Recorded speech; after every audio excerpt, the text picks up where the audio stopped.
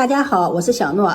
夏天要多吃南瓜，今天用南瓜分享一個好吃的做法，加上1個雞蛋，不烤不烙，出鍋綿軟香甜，比麵包還要好吃。下面跟着視頻一起看看我是怎麼做的吧。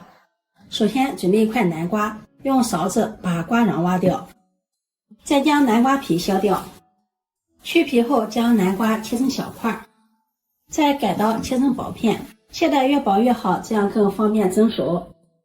切好後放入盤中，切好的南瓜是230克，整理一下，這樣更方便蒸熟。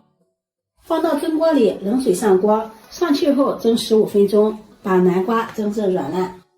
南瓜這會兒也蒸好了，打開蓋子，用筷子戳一下南瓜，像這樣輕鬆的就戳透了，南瓜就蒸熟了。把南瓜取出來，倒入大碗裡，用叉子壓成南瓜泥，沒有叉子的也可以用擀面杖壓成南瓜泥，盡量壓得細膩一些，這樣方便下鍋的操作。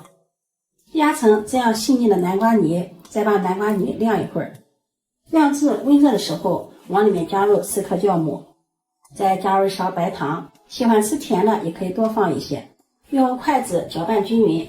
酵母一定要等到南瓜泥晾至溫熱的時候再加入，不然太燙的話，酵母容易失去活性，面就发不起來了。攪拌至酵母白糖溶解，往裡面再打入1個雞蛋，用筷子繼續攪拌均匀。加入雞蛋既能增加營養，而且做出來的成品更加的蓬鬆。攪拌均匀後，再分次加入麵粉，邊倒邊攪拌。攪拌成面絮狀，我們用手捏一下面絮，感受一下乾濕情況。因為南瓜的含水量比較高，如果濕的話，再加一些麵粉，往裡面再加入20克的玉米油，然後下手揉成面團，最後把它揉成這樣一個偏軟的面團，再移到面墊上，好好的揉一揉，像洗衣服一樣推拉揉搓，揉出手套膜。揉出手套膜這個過程比較費事兒費時，大家一定要有耐心。只有把面揉好了，做出了成品才會柔軟拉絲，這也是成品成功的關鍵一步。邊揉邊摔打，這樣不容易粘面墊，也不容易粘手。揉了大約8分鐘了，拉扯一下面片，能夠出現這樣薄薄的手套膜就可以了。再將它整理成圓形，放到面盆中，蓋上保鮮膜，醒发至2倍大。接下來我們準備一把紅棗，放入碗中，往裡面加入1勺食鹽，再加入1勺麵粉，淋上少許的清水，把紅棗打濕，然後將紅棗抓洗乾淨。紅棗的表面有一些褶皺，裡面藏有的灰塵雜質，簡單的清洗不好清洗乾淨。加入面粉，面粉有很強的吸附性，可以把褶皺裡面的灰塵雜質吸附掉。加入食鹽，食鹽有杀菌消毒的效果。抓拌至水有些浑浊了，然後再加入清水，把紅棗清洗乾淨。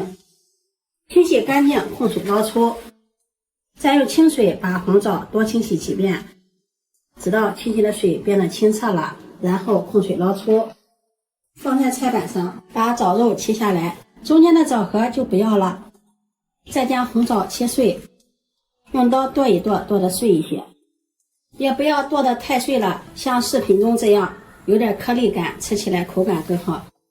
剁好後把它放入盤中備用。面团這會兒也醒發好了，滿滿的一盆，揭掉保鮮膜，裡面也是滿滿的蜂窩組織。把它移到面墊上，揉一揉，排排气，把裡面的气體排乾淨，這樣做出來的成品口感更加的細膩。面墊上撒點乾麵粉防粘，揉好的面團按扁，用擀面杖擀開，擀成一個長方形的大面片，盡量擀得薄厚均匀一些，厚度大約在0.2厘米左右。在面片上面撒上我們切好的紅棗碎，均匀的撒開，用手按壓一下，這樣捲的時候比較好捲。從一頭捲起來，邊捲邊按壓，排出裡面的空氣，盡量捲得緊實一些。收尾處捏緊實，把它放在底部，再整理一下。再切成大小相等的面劑，取一個面劑，用筷子在中間按壓一下，这樣一個南瓜花卷的生坯就做好了。依次把所有的面劑全部做好。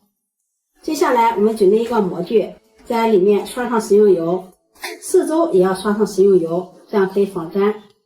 再放上我們做好的南瓜卷，摆好後放到蒸鍋裡，蓋上蓋子，2次醒發15分鐘。接下來再準備一個雞蛋黃，用刷子把蛋黃刷上，然後放在一旁備用。15分鐘，南瓜卷的體積明顯變大了，變得胖乎乎的了。在上面刷上一層蛋黃液，再撒上黑白芝麻，點綴增香。蓋上耐高溫的保鮮膜，冷水上鍋，蓋上蓋子，上最後計時蒸40分鐘。時間到了，關火燜5分鐘，防止麵包遇冷回缩塌陷。时间到了，打開蓋子，哇，非常的漂亮，南瓜麵包金黃金黃的。把它取出來，揭掉保鮮膜，稍微晾涼一下，蓋上耐高溫的保鮮膜，表皮已經烤得有些焦黃了，像烤的麵包一樣。按壓一下也是特別的蓬鬆暄軟。不燙手的時候，用脱模刀在四周劃上一圈，沒有脫模刀的也可以用手在麵包的四周給它扒上一圈，然後倒扣脫模，看一下底部也是非常的光滑漂亮，按壓一下蓬鬆暄軟。